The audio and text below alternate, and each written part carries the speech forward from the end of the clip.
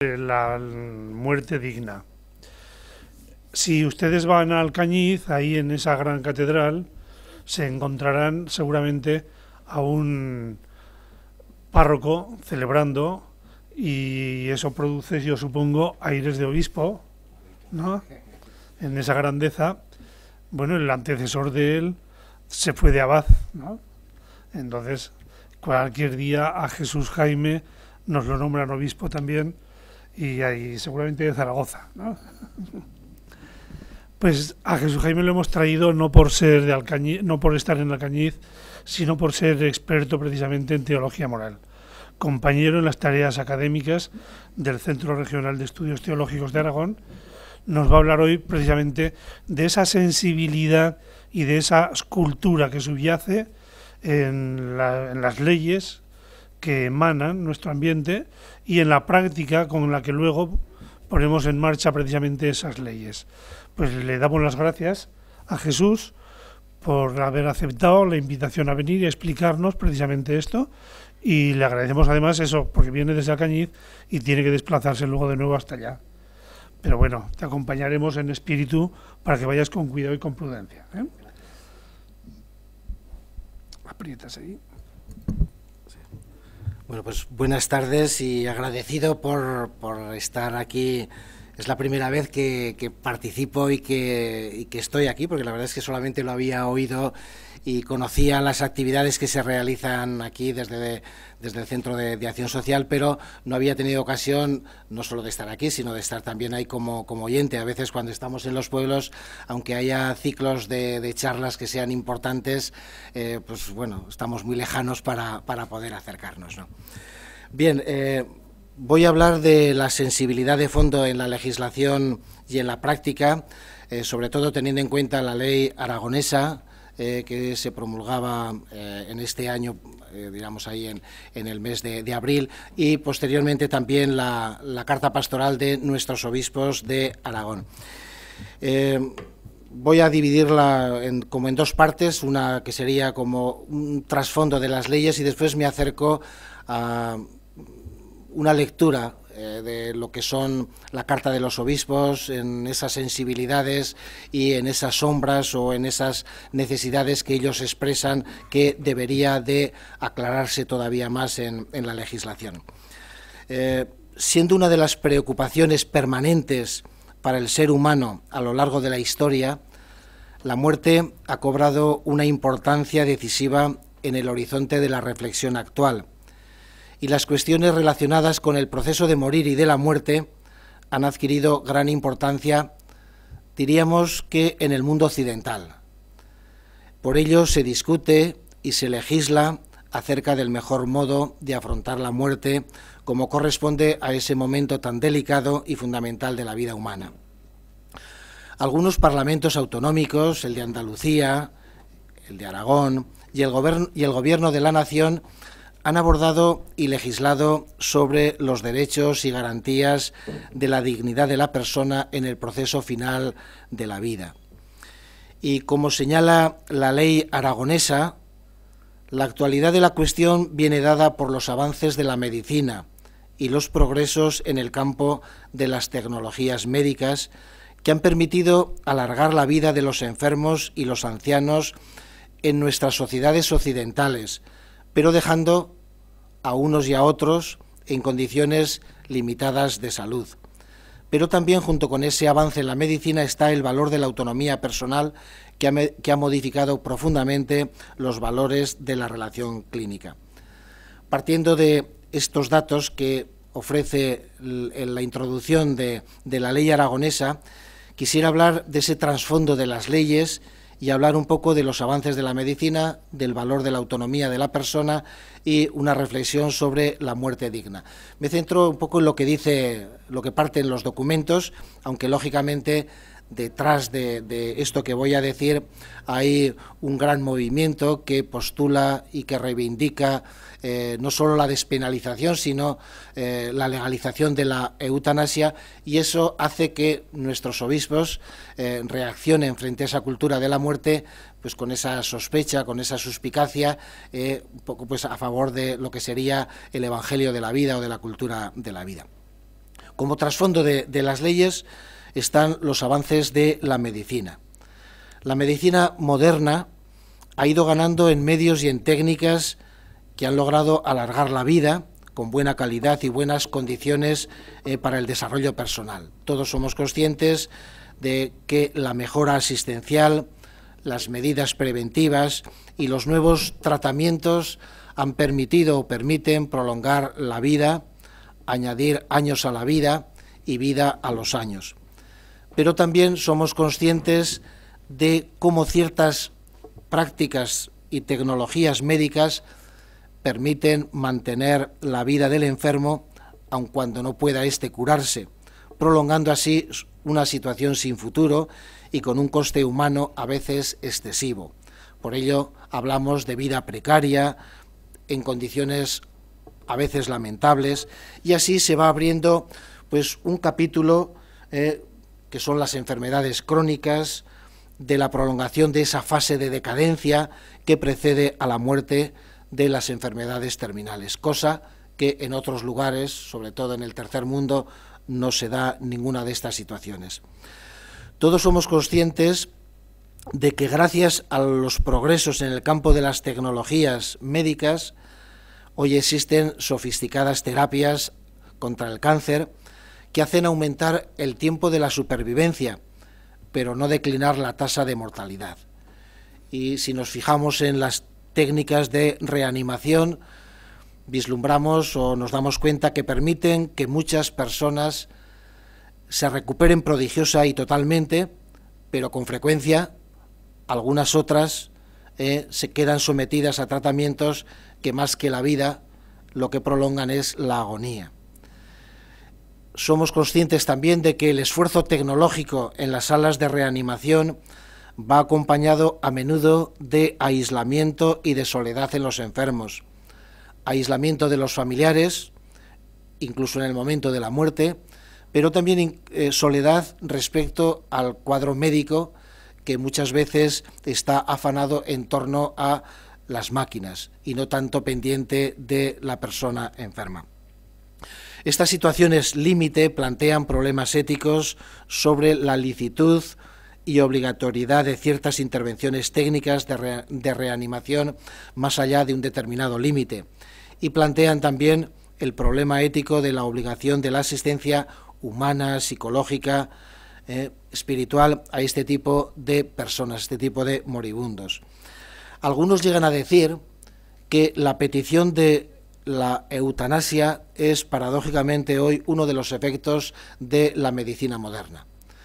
El Papa Juan Pablo II, en la encíclica Evangelium Vitae, de alguna manera hace esa conexión entre la prolongación artificial de la vida a través de las nuevas tecnologías y esas situaciones nuevas que se producen de prolongación de la vida, pero en unas situaciones así difíciles que a veces lleva a personas que lo viven o acompañantes a reclamar o exigir la eutanasia. Bueno, eso sería lo que producen los beneficios, los avances, pero también conllevan esas limitaciones. Junto con esos avances, la ley aragonesa nombra el valor de la autonomía personal. Es algo que está presente en nuestra sociedad. El principio de autonomía del individuo es una de las características de la modernidad. El pensamiento filosófico moderno ha incorporado la autonomía como una noción fundamental en antropología y en ética. Es un principio basado en la tradición liberal que pone particular acento en la libertad de elección y de autonomía del individuo, tanto en el campo político como en el campo personal. Es verdad que no es lo mismo ser autónomo que ser respetado como un sujeto autónomo, y de esto es lo que habla ese principio bioético de la autonomía. El respeto por la autonomía exige que a la persona se le reconozcan el derecho, si es capaz de decidir autónomamente, a tener sus propios puntos de vista. Segundo, a hacer sus propias opciones y a obrar en conformidad con sus valores y sus creencias. El principio de autonomía afirma el respeto de la libertad del paciente y de sus decisiones y ratifica la necesidad de la petición del consentimiento libre e informado, para evitar que el paciente llegue a ser un objeto en manos de los profesionales de la sanidad. Este es el principio que está en la base del nuevo marco de relación entre los profesionales de la salud y los pacientes. Hay que decir que la relación médico-paciente ha cambiado profundamente en la segunda mitad del siglo XX. Frente al llamado modelo paternalista, en el que el médico era el que tomaba todas las decisiones de cara al interés del paciente, se consideraba que el médico era el que mejor sabía lo que mejor le iba al paciente. Pues bien, de ese modelo se ha pasado a una situación caracterizada por la afirmación del principio de autonomía, en el que se reconoce y se trata a la persona como sujeto autónomo, capaz de actuar conscientemente. Y así podemos decir que el consentimiento informado, una práctica que hoy en día a cualquier prueba que nos sometan, pues tendremos que firmar y tendremos que hacer la firma, es como la primera concreción del respeto a la autonomía y a la capacidad de decisión de toda persona autónoma. Un principio que podría formularse así, como lo hacen algunos, digamos así, bioéticos, que toda persona merece ser respetada en las decisiones no perjudiciales a otro. Así es como lo es. Cada persona debe ser respetada en aquellas decisiones que no afecten a otras personas. Lo que subraya el principio de autonomía es el respeto a la persona, a sus propias convicciones, a sus opciones y elecciones, que deben ser protegidas. Significa la superación de esa inclinación a convertir al paciente en menor de edad, al que se tendía a mantener sistemáticamente al margen de algo que a nadie le afecta más que a él mismo. El preámbulo de la ley aragonesa dice: el respeto a la libertad y a la autonomía de la voluntad de la persona ha de mantenerse durante la enfermedad y alcanzar plenamente el proceso de morir y de la muerte. Para solventar esas situaciones de insuficiente atención al enfermo y las eventuales violaciones de su dignidad de persona, han ido apareciendo en estos 50, 60 últimos años los derechos de los pacientes. Creo que había una de las charlas anteriores que se hablaba precisamente del derecho de los pacientes a ser aliviado en el dolor, a conocer la verdad, a expresar el consentimiento informado, a la reserva y secreto profesional del personal sanitario, es decir, distintos derechos que han ido surgiendo conforme se acrecentaba esta dimensión del reconocimiento de la autonomía personal. Posteriormente, veré o indicaré las matizaciones que hacen los obispos de Aragón reclamando un uso adecuado del concepto de legítima autonomía del paciente. Simplemente esbozo que es una realidad que está ahí en la reflexión y en el sentir de nuestra sociedad.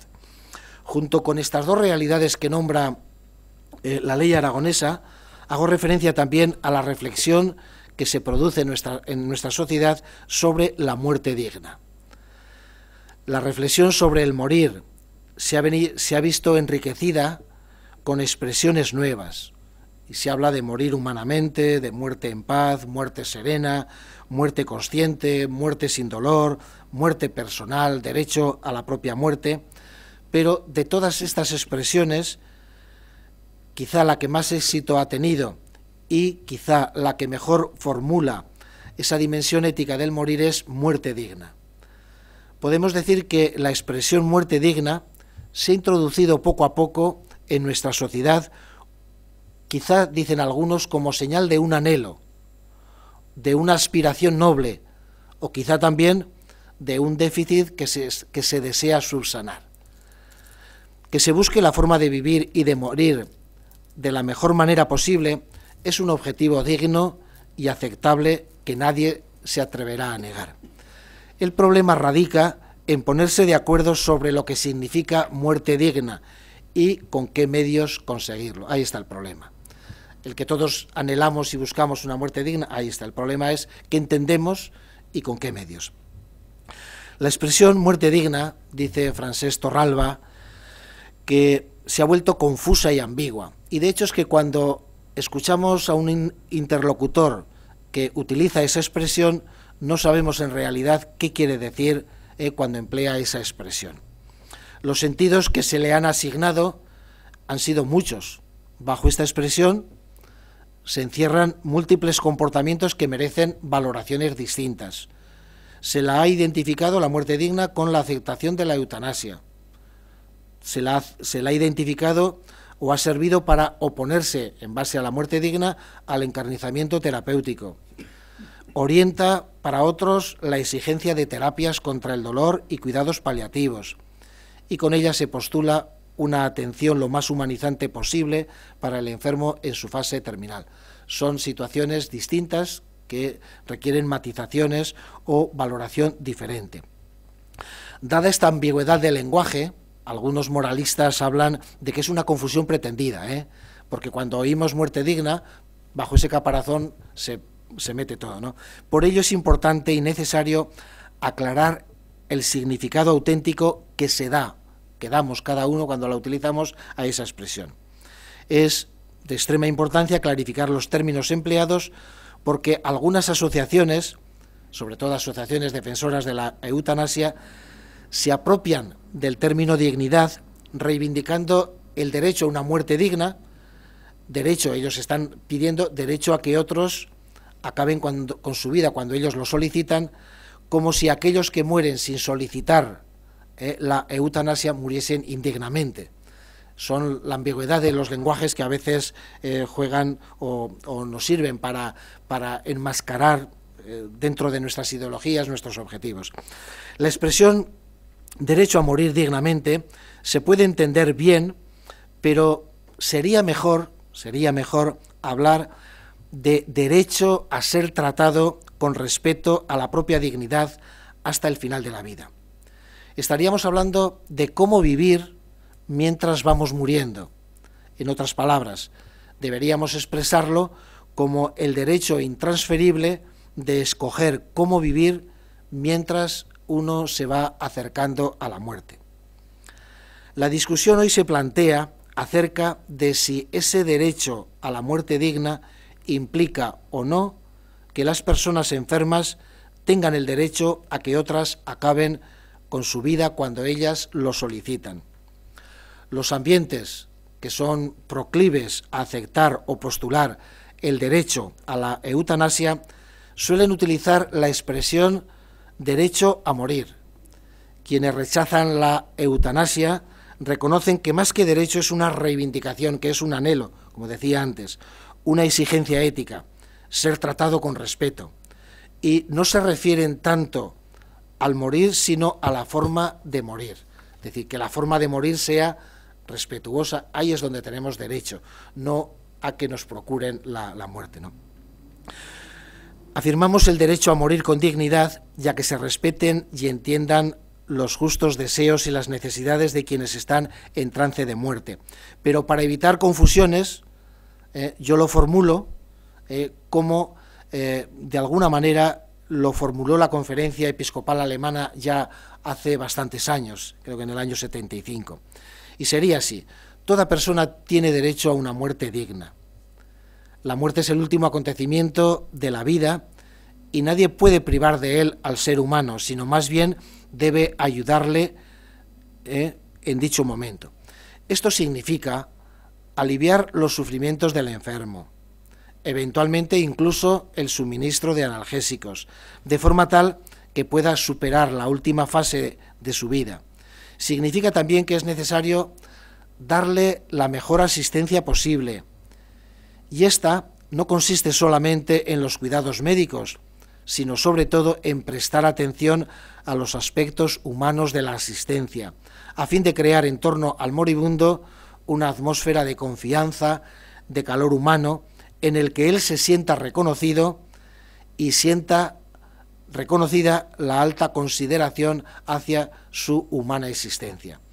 Y formaría parte también de esa asistencia el que el enfermo, o que al enfermo no se le deje solo en su necesidad de encontrar respuesta a esas preguntas vitales sobre el origen, sobre el sentido de la vida. En tales momentos al menos los creyentes, reconocemos que la fe constituye una ayuda eficaz para resistir y superar el temor a la muerte, ya que ofrece o aporta al moribundo una sólida esperanza. Desde esta manera es donde, siempre con ese valor de la vida y entendiendo la muerte digna como ese ayudar a que viva en los últimos momentos con toda la mayor dignidad y con todo el mayor cariño que pueda recibir. Bien, estas nuevas realidades y reflexiones que acontecen en nuestra situación actual en torno a la muerte y al proceso de morir están en el trasfondo de estas leyes que se vienen promulgando por los diversos parlamentos. A nadie se le escapa que el morir hoy corre el riesgo de muchas indignidades.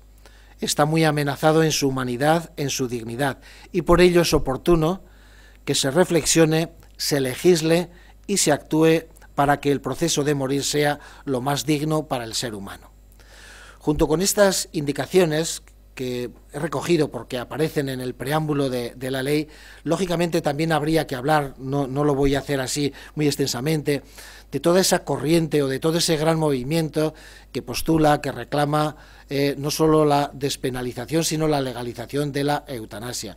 Un movimiento fuerte que se hace muy presente a través de los medios de comunicación, y eso, unido a esa cultura de muerte, como decía el Papa Juan Pablo II, que se extiende por nuestra sociedad. Sobre todo veremos actitudes profundamente individualistas, donde el valor de la persona queda muy relegado a un segundo plano, pues todo eso favorece el que se tomen posturas o que fácilmente vaya calando ese, digamos, aceptación o, digamos así, permisividad ante posturas que conllevan la muerte de personas.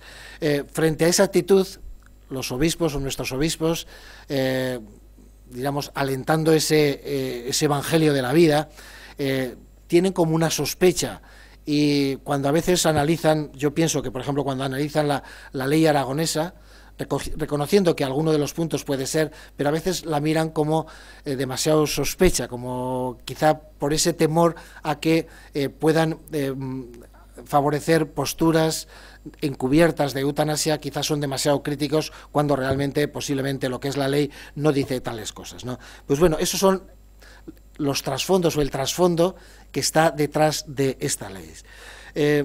Pasaría ahora a un segundo momento, que sería el hablar de los acuerdos y divergencias entre la ley aragonesa y la carta pastoral de nuestros obispos de Aragón. Y antes de señalar los puntos positivos y las sombras de la ley, yo creo que es de justicia el recordar que cuando se afrontan estos temas suelen ser más los acuerdos que los desacuerdos, aunque se tiende a resaltar más los desacuerdos. Es decir, cuando leemos y nos acercamos a esa ley, hay muchos más puntos que estamos de acuerdo que los 2 o 3 o los 4 puntos que a lo mejor son importantes, eso no, pero que hay otros muchos en los que está profundamente de acuerdo. Hay una serie de prácticas que no suscitan ninguna dificultad, ni siquiera desde el punto de vista ético, pues alcanzan una valoración positiva y unánime. Pero también hay que reconocer que la solución a ciertas situaciones se hacen más complejas, y si algunas prácticas no provocan ninguna duda en cuanto a su licitud ética, otras, más complejas y comprometidas, dejarán siempre una sombra de inquietud y de incertidumbre. Me imagino que los profesionales de la medicina que están trabajando, pues habrá días que, aun intentándolo, tendrán sus dudas y sus incertidumbres, porque nunca terminas de saber si puedes ayudar de una manera o si tu ayuda, lo que tú piensas ayuda, es peyorativo o es causa un daño mayor al enfermo, ¿no? Señalar igualmente que es necesario aclarar el significado de las distintas expresiones que se utilizan para evitar esa ambigüedad del lenguaje que se emplea, porque si no, bajo un mismo término podemos estar hablando y reconociendo significados distintos. Una pregunta que se hacen los obispos: ¿era realmente esta ley? Ellos dicen que no, dicen que las leyes sanitarias existentes, las directrices y orientaciones de las sociedades médicas y científicas y el comportamiento diario de los profesionales sanitarios a favor del enfermo está siendo suficiente en la práctica diaria para resolver los problemas que pueden plantearse. Así piensan nuestros obispos. Sin embargo, la postura de los parlamentarios es distinta. Piensan que era conveniente y necesaria esta ley. Y la razón de fondo, dicen, que les ha movido a aprobar dicha ley, la expresan en el preámbulo y dicen: aunque diversas leyes aragonesas ya reconocían y regulaban el derecho a la autonomía de los pacientes, dicen ellos, la frecuencia cada vez mayor de situaciones complejas relacionadas con la capacidad de decisión, que han motivado además un amplio debate social, refleja la conveniencia de abordar de forma específica la regulación de los derechos de quienes afrontan el proceso de la muerte, con el fin de preservar la dignidad de la persona en ese trance, respetar su autonomía y garantizar el pleno ejercicio de sus derechos. Son las razones. Yo creo que es bueno que se legisle, pero es verdad que a nadie se le escapa que son cuestiones que suscitan sensibilidades diversas y que todos desean contribuir al bien de la persona y de la sociedad ante el deber de promover la vida hasta su muerte natural y de recorrer el camino de humanizar el morir. Me centro ahora, así muy brevemente, en algunos aspectos positivos. A lo mejor no incido mucho, pero se podrían abundar más, ¿no? Yo creo que, de entrada, hay que valorar positivamente cuanto se regule a favor de la humanización del proceso de morir, salvaguardando siempre el derecho primario y fundamental de la vida de toda persona. Pero cuanto se regule y que ayude, y creo que la ley puede ayudar a mejoras, ahora lo voy a indicar, pues yo creo que eso es positivo.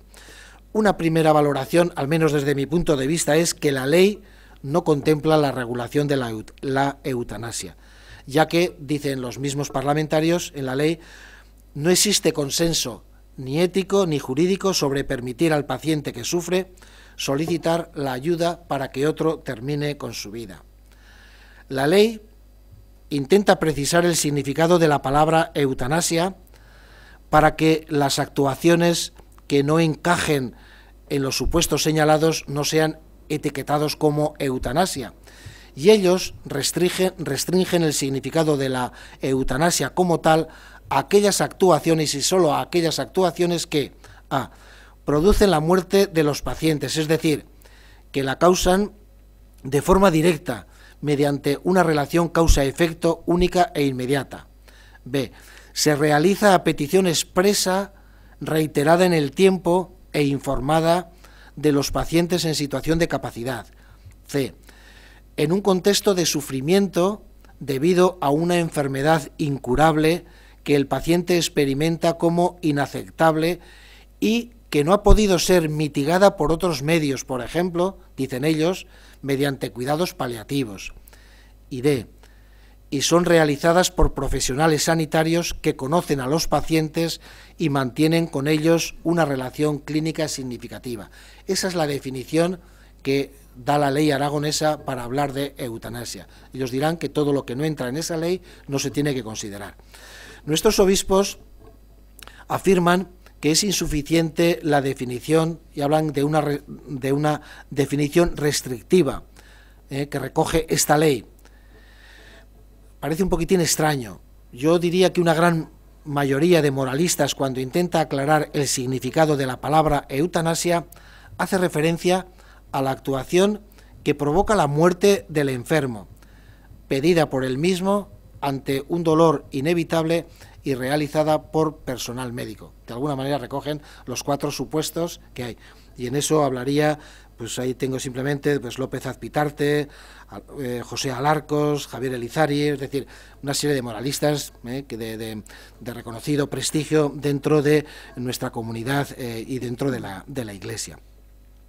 El comunicado de la Comisión Permanente de la Conferencia Episcopal, refiriéndose al proyecto del Gobierno de la Nación, también habla de definición reductiva, y los obispos de la Conferencia Episcopal precisan que con esa definición reductiva, centrada solo en las acciones directas, se deja abierta la puerta a las omisiones voluntarias, que pueden causar la muerte o que buscan de modo directo su aceleración. Podríamos entender que son ese callarse de las omisiones lo que podrían estar señalando también nuestros obispos.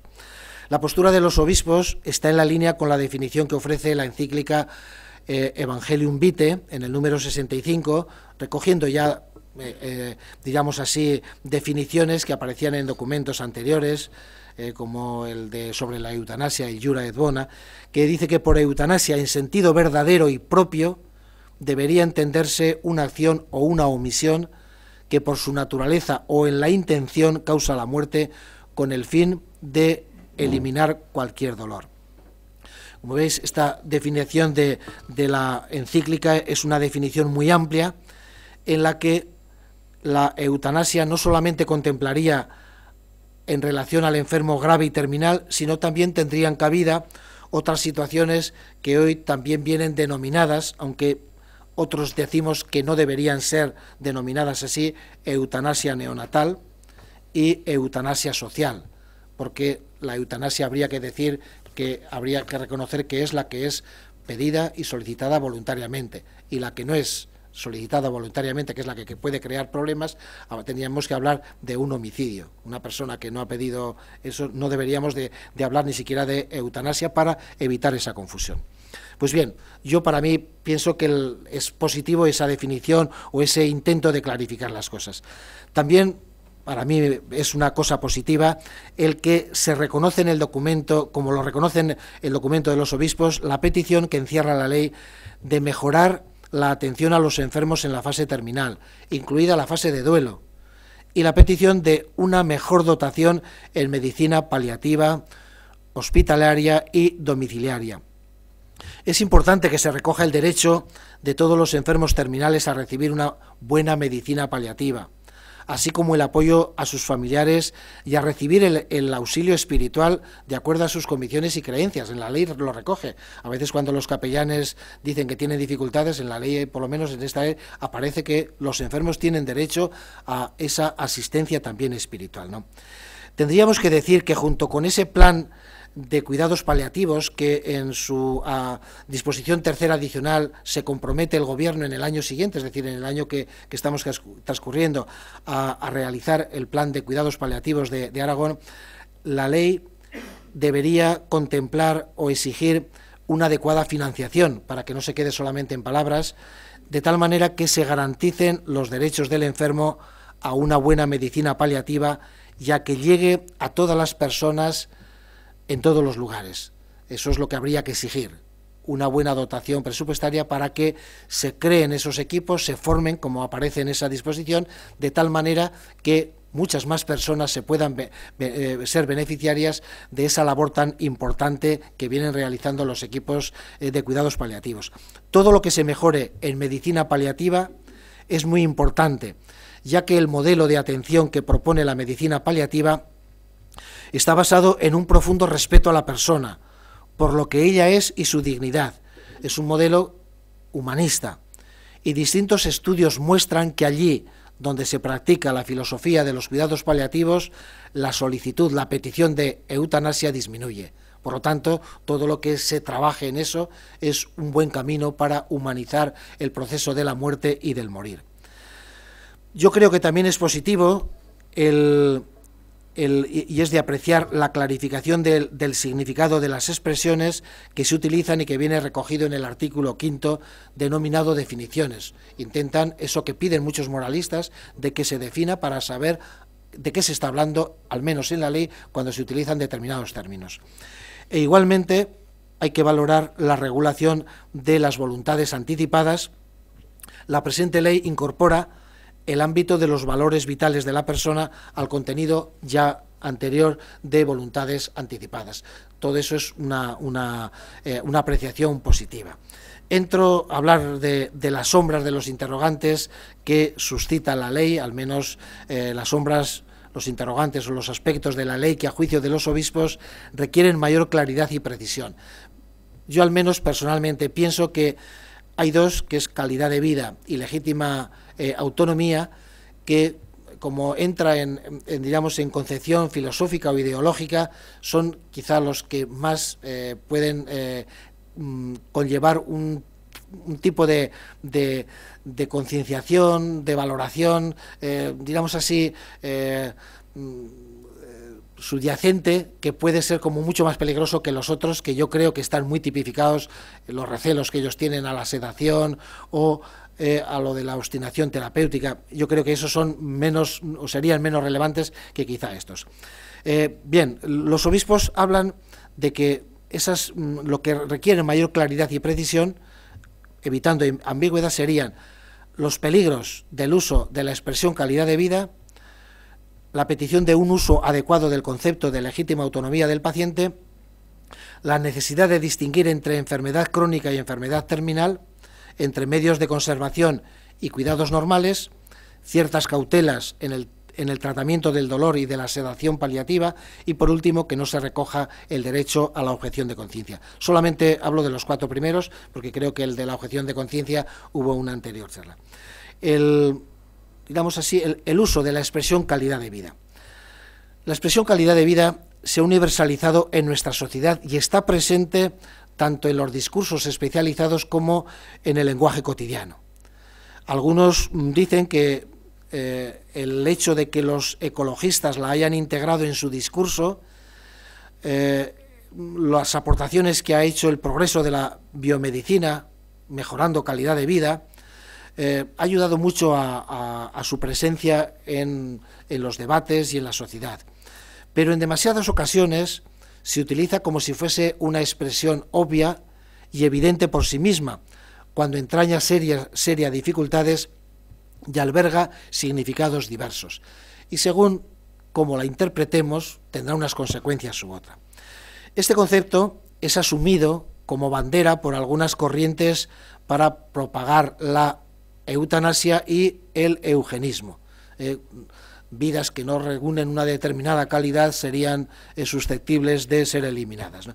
De ahí que se produzca en muchos ciertas reticencias si no se explicita honestamente los propósitos y los criterios que se barajan en el empleo de tal expresión. Algunos llegan a contraponerlo calidad de vida a sacralidad de vida, cuando son dos conceptos distintos y se pueden utilizar, ¿no?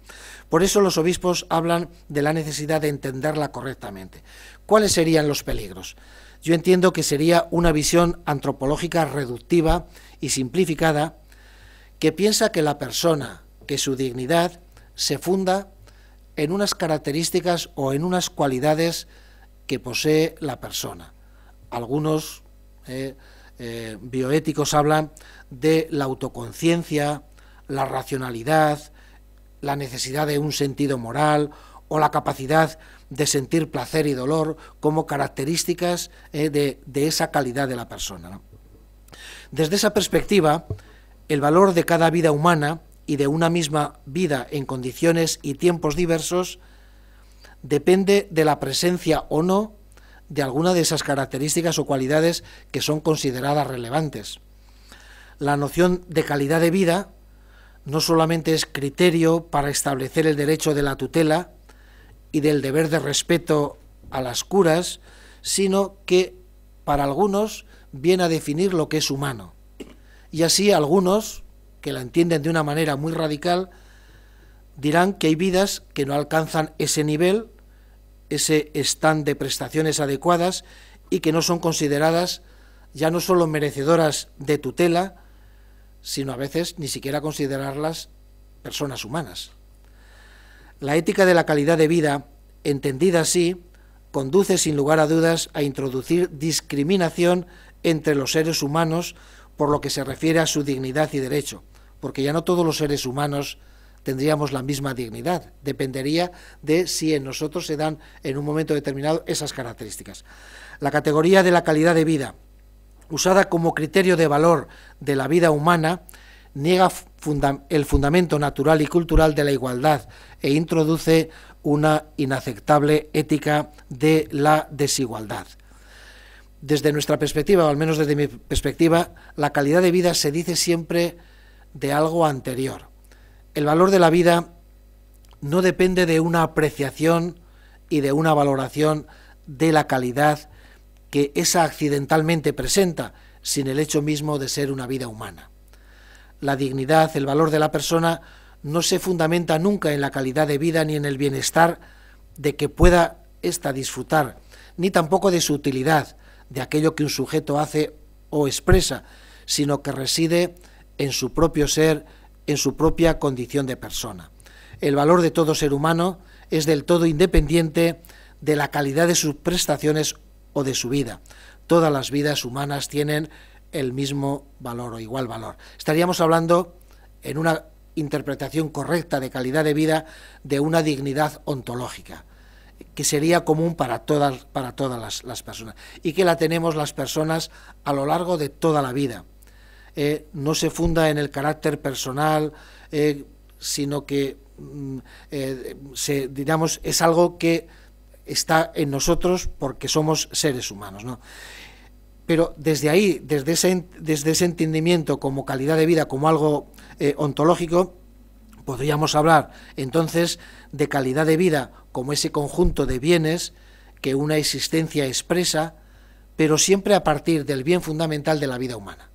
Primero es la vida humana, ese es el valor digno a respetar, que después esa vida humana podrá expresar un conjunto de bienes, pero a veces, cuando una vida humana sea percibida por el sujeto o por los otros como una vida de baja calidad, siempre permanecerá en esa persona aquella calidad esencial de la vida que no depende de esas cualidades accidentales, sino del valor de la existencia de la vida, que para los creyentes, lógicamente, dice siempre referencia a Dios.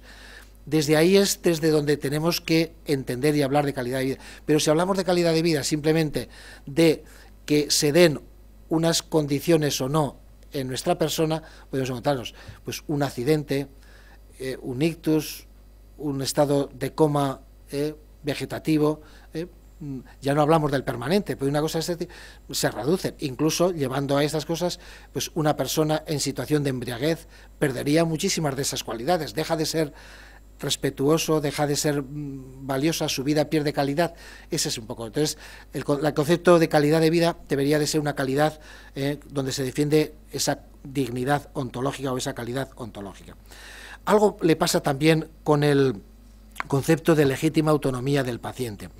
Los obispos reconocen, en coincidencia con la ley que valoran, que la última decisión sobre las posibles acciones diagnósticas y terapéuticas corresponde al enfermo.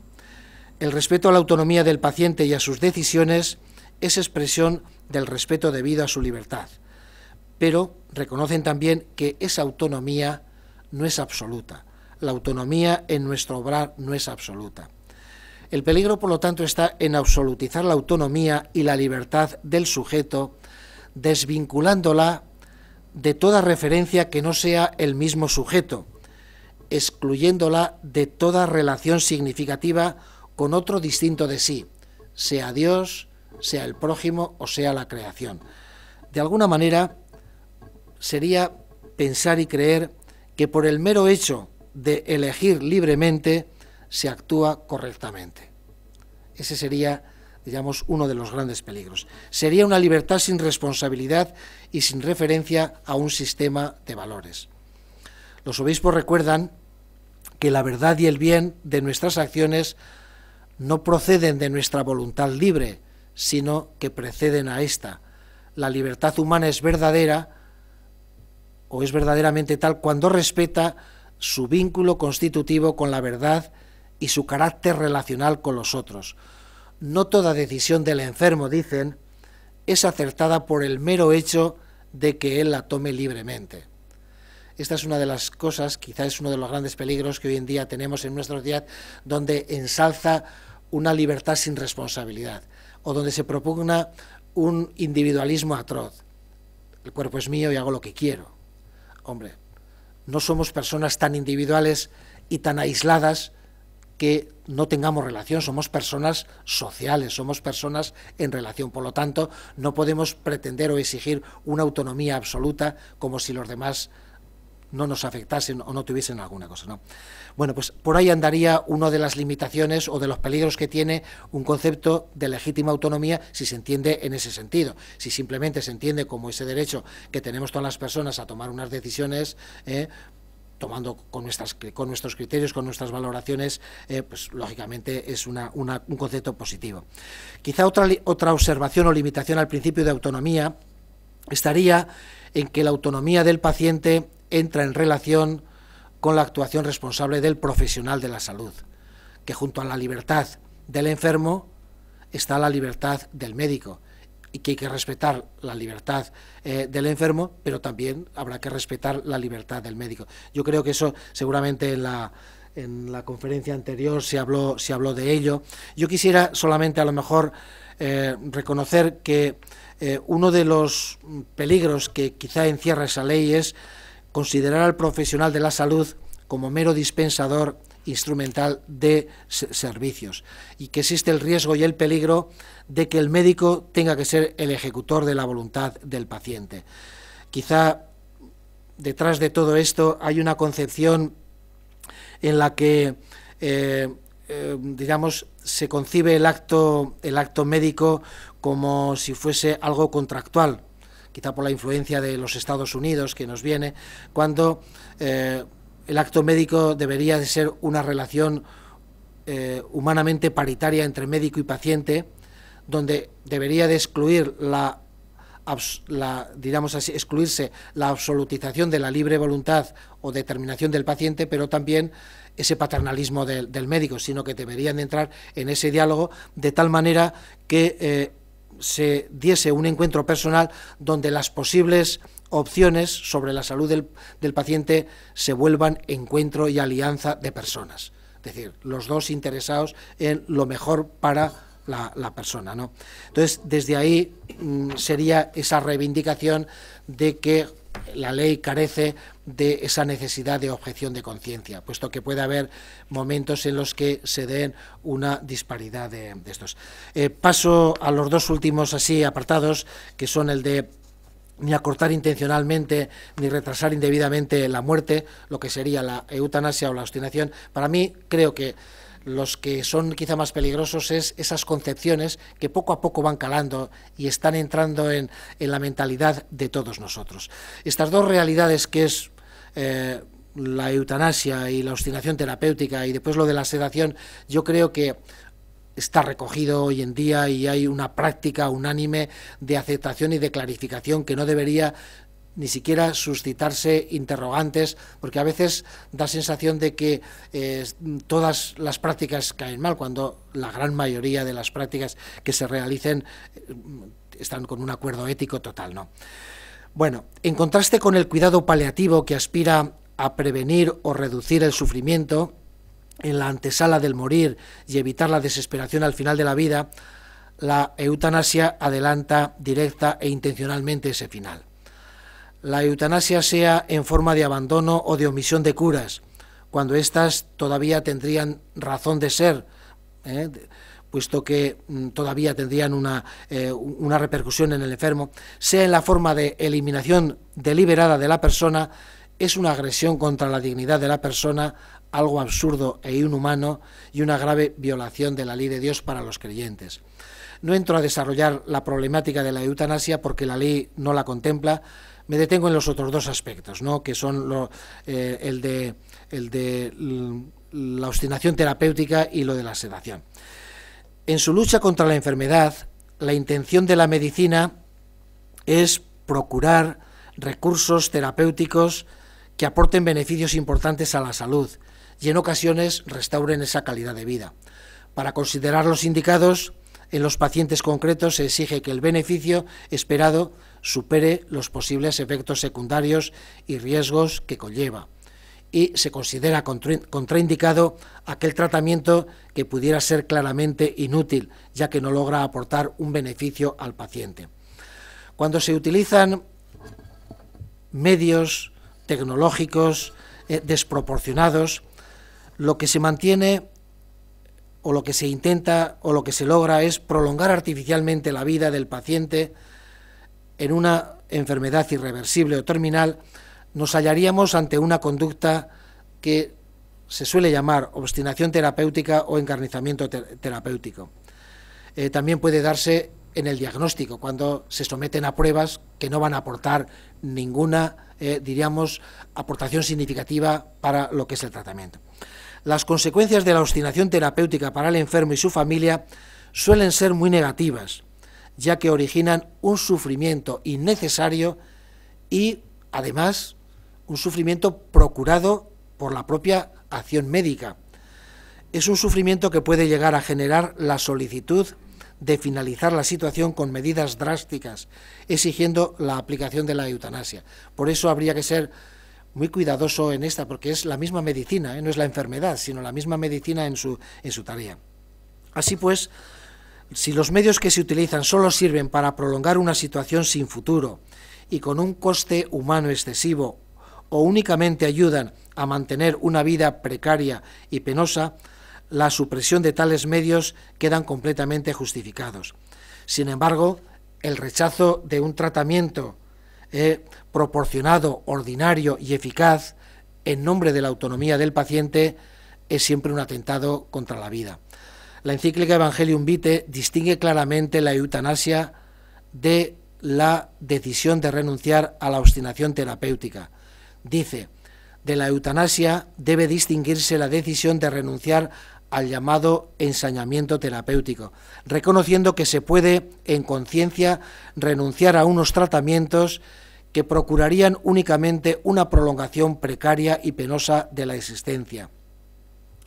Con el fin de no caer en la obstinación terapéutica, se tiene que realizar una limitación del esfuerzo terapéutico, y ese se entiende como esa decisión de restringir o de cancelar algún tipo de medidas cuando se percibe una desproporción entre los fines y los medios terapéuticos y los beneficios que se esperan conseguir.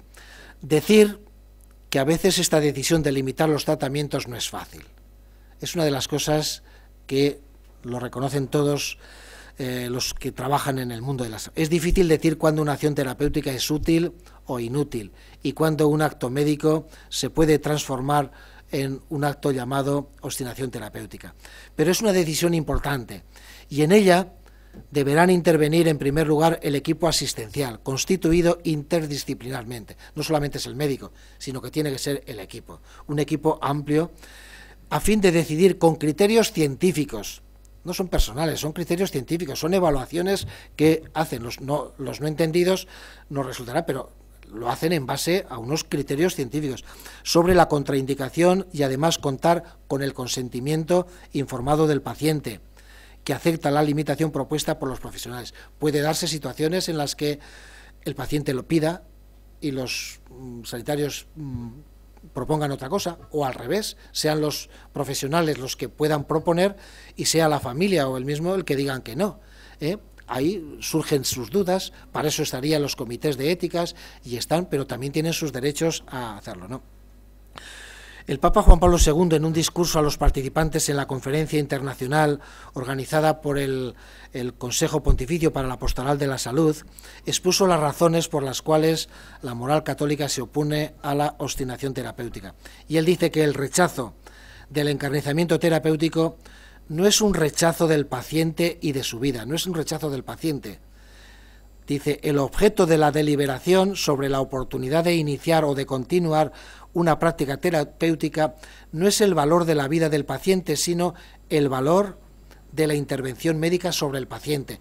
Es una distinción importante, porque no es sobre si es válido, si el paciente tiene validez o no, sino es si la validez la tiene la técnica que se va a utilizar. El documento de los obispos hace una precisión relevante para el juicio ético al distinguir la enfermedad crónica de la enfermedad terminal. Dice que el objetivo de la atención médica es diferente, lógicamente, de una enfermedad crónica de una enfermedad terminal. Cuando el enfermo se halla ante la inminencia de una muerte inevitable, es lícito, dice la Evangelium Vitae, en conciencia tomar la decisión de renunciar a unos tratamientos que procurarían únicamente una prolongación precaria y penosa de la existencia, pero no interrumpir los cuidados normales. Dicho de otra manera, sería hacer o recordar que hay una gran diferencia entre provocar la muerte, que rechaza y niega la vida, y permitir la muerte inevitable, que acepta su fin natural, que es ético. Y entonces, ante tratamientos fútiles o inútiles, limitar el esfuerzo terapéutico es algo ético que no se identifica con la eutanasia, no se identifica, ¿no? Eso es lo que tenemos así, ¿no? Y cuando el enfermo sufre una enfermedad crónica, incluso incurable, pues hay que mantener los tratamientos que alcanzan su finalidad, además de los cuidados ordinarios, y entre ellos la alimentación y la hidratación. Decirlo, simplemente no entro, que quizá hay una discusión entre los moralistas en el de la retirada de la alimentación y de la hidratación artificial, si se debe considerar cuidados básicos o tratamientos médicos. Si se considerase tratamientos médicos, pues cuando ya no tienen una cierta utilidad, ahí sería. Pero la Iglesia Católica considera que la alimentación y la hidratación son medidas de confort y son de cuidados básicos, y su uso deberá considerarse en línea de principio, dicen, en línea de principio, ordinario y proporcionado, y como tal moralmente obligatorio, de alguna manera diciendo que eso es algo que no se debería renunciar, o al menos en principio. Hay situaciones en las que incluso se tiene que renunciar, cuando la persona no puede tragar, o eso le produce un encharcamiento, o le produce, digamos, unas reacciones contrarias. Pero yo creo que eso está perfectamente recogido y no es tanto problema. La gente, cuando se actúa en ese sentido, no hay ninguna dificultad. Termino ya, me estoy así alargando, solamente sería decir una palabra en torno al dolor y la sedación, porque es otro punto en el que los obispos expresan sus reticencias, que es reconociendo que el dolor, dicen ellos, no es la única causa del sufrimiento del enfermo y su familia, que hay otras causas que pueden ser incluso de mayores sufrimientos, como el sentimiento de soledad o de inutilidad. Afirman, en línea con la tradición moral de la Iglesia, que la posibilidad de aliviarlo es un beneficio para el enfermo que ha de ser utilizado eficazmente.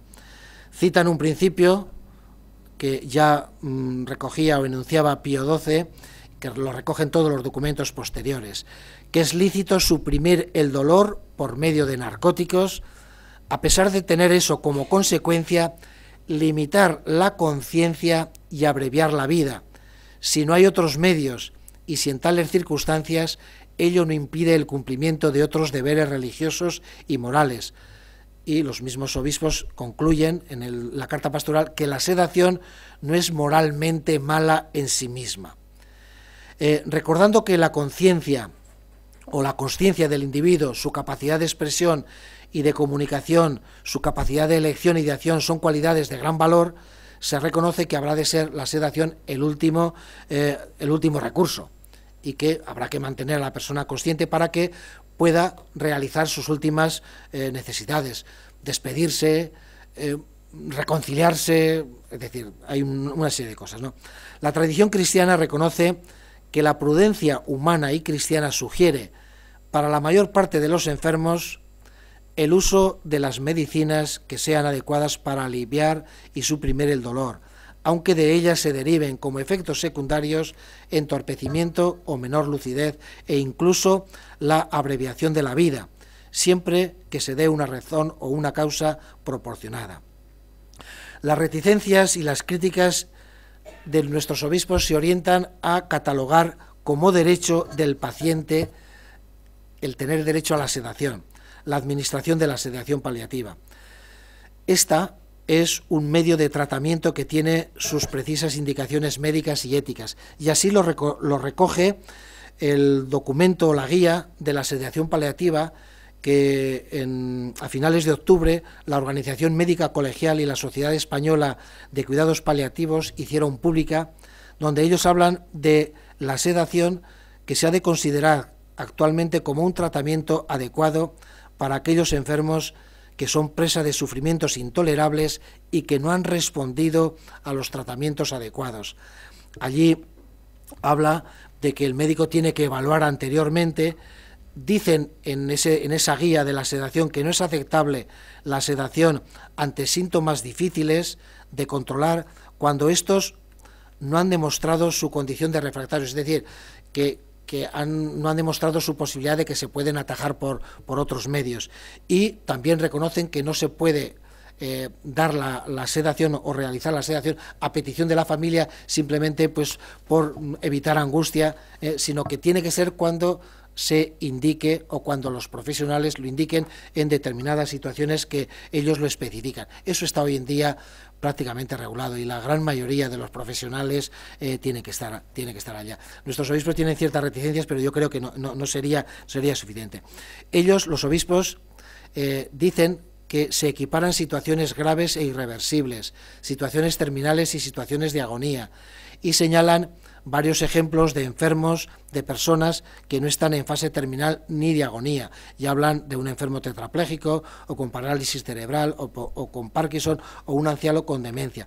Pero la ley habla de un paciente en situación grave e irreversible, terminal o de agonía, que padece un sufrimiento refractario.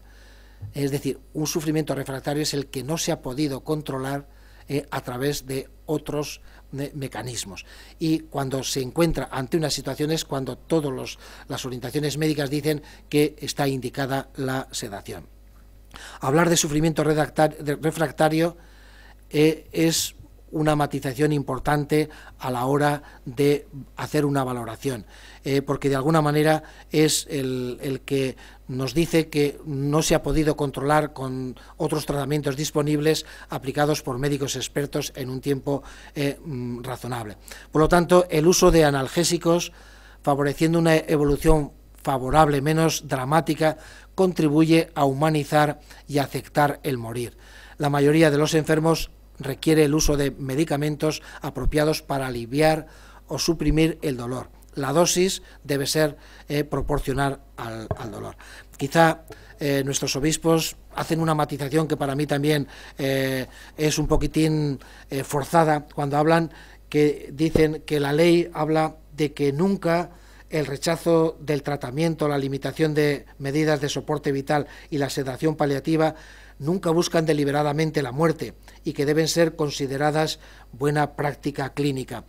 Es evidente, dicen ellos, que pueden ser prácticas éticamente correctas, y la gran mayoría lo son, pero también pueden no serlo. Dependerá de la intención del sujeto agente, o por falta de indicación médica, o por los tipos de las dosis de fármacos utilizados, pero lo normal es que sean prácticas éticamente correctas si solamente buscan aliviar o evitar el sufrimiento, respetar la autonomía del paciente y humanizar el proceso de morir. A veces es forzar demasiado, ¿no? Es un poco como si dijésemos, pues bueno, también un coche se puede intencionalmente utilizar pero todos estamos de acuerdo que lo normal es que el coche sea un medio de transporte que nos ayude a las personas, ¿no?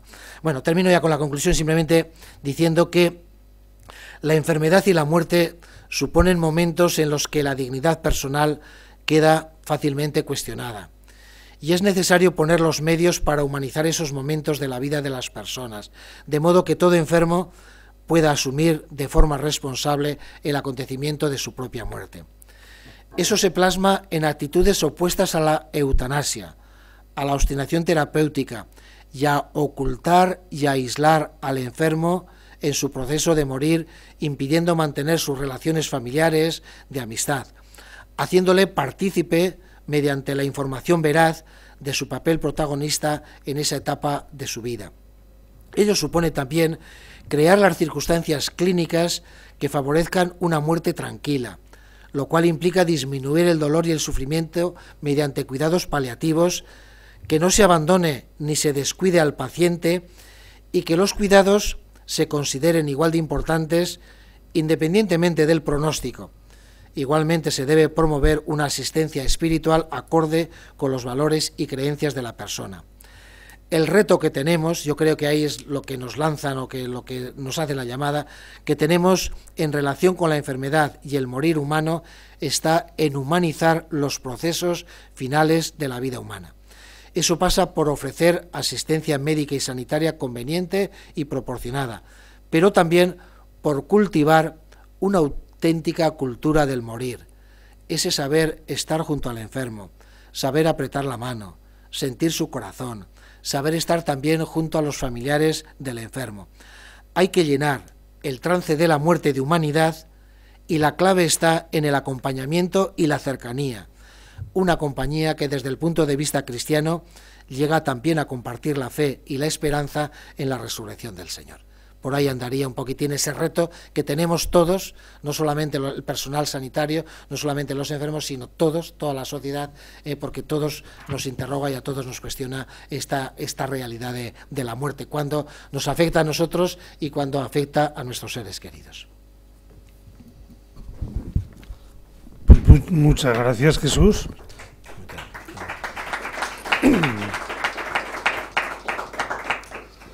Y tenemos unos, perdón, que llevo un catarro bueno, tenemos unos minutos para poder plantearle nuestras preguntas o nuestras dudas.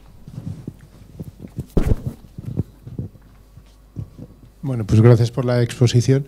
Y dos cuestiones, aunque se han tratado ya, pero es simplemente puntualizarlas un poco. La primera es la expresión muerte digna, que ya se ha hablado de ella. Y claro, reflexionar de que lo que verdaderamente es digno es la vida humana. La muerte es un proceso, por lo tanto, ni tiene ni deja de tener, pienso yo, dignidad en sí. Y eso es un puente para confusiones que puedan inducir a determinadas prácticas. Yo lo veo desde ese punto de vista, ¿no? Y creo que así más o menos se ha tratado. Y en segundo lugar, el concepto de dignidad. Todos estos conceptos más o menos abstractos, libertad, dignidad, etcétera, habría que puntualizarlos antes de desarrollar unas legislaciones. Por ejemplo, el concepto de dignidad que puede tener un legislador puede ser completamente distinto al concepto de dignidad que pueden tener los obispos en su documento. Entonces, claro, yo por no alargarme demasiado, una pregunta muy concreta. ¿Qué concepto de dignidad tendría que tener un equipo médico y una serie de familiares que atienden a una persona? ¿Qué concepto cristiano? Aunque ya en la conclusión final yo creo que ya ha aparecido. Tendría que tener este conjunto de personas que atienden a una persona en sus momentos finales. Sí, yo creo que es una cosa que lo tenemos todos desde la visión cristiana. La dignidad de la persona es, digamos, inviolable desde que nace hasta que muere, independientemente de sus condiciones en ese momento, ¿no? Entonces hay que reconocer una dignidad ontológica y esa estará presente en todas las personas. Que después esa persona podrá a lo mejor haber perdido su dignidad moral, pero seguirá teniendo su dignidad y por su enfermedad habrá perdido una cierta calidad, pero seguirá teniendo una dignidad. Yo creo que ese reconocimiento de esa dignidad ontológica es lo que en estos momentos marca la diferencia entre unas posturas y otras. Y como en estos momentos no se valora mucho todo lo metafísico, lo ontológico, pues es el concepto de persona el que crea auténticos problemas, porque dependiendo de cómo valoremos la persona o qué entendamos por persona, pues así nos encontraremos que hay personas, pues hasta los 3 meses no son personas, o si tienen determinados, digamos así, carencias o minusvalías, pues resulta que pueden ser 2 semanas más o 3 semanas más que tampoco son personas o son consideradas personas legalmente, ¿no? Ese es uno de los conceptos importantes a la hora de valorar, sí. ¿Nadie más? Pues Jesús, nuestro agradecimiento. Gracias. Nuestro deseo de que regreses felizmente al Cañiz y de nuevo las gracias por este rato que nos has hecho pasar, por la claridad de tu exposición y esperamos seguir contando contigo en otras ocasiones. Muchas gracias. Gracias a vosotros. Pues gracias también a todos y hasta la próxima semana, que pondremos el punto final al ciclo haciendo un repaso de lo que es la historia de la bioética. Hasta entonces.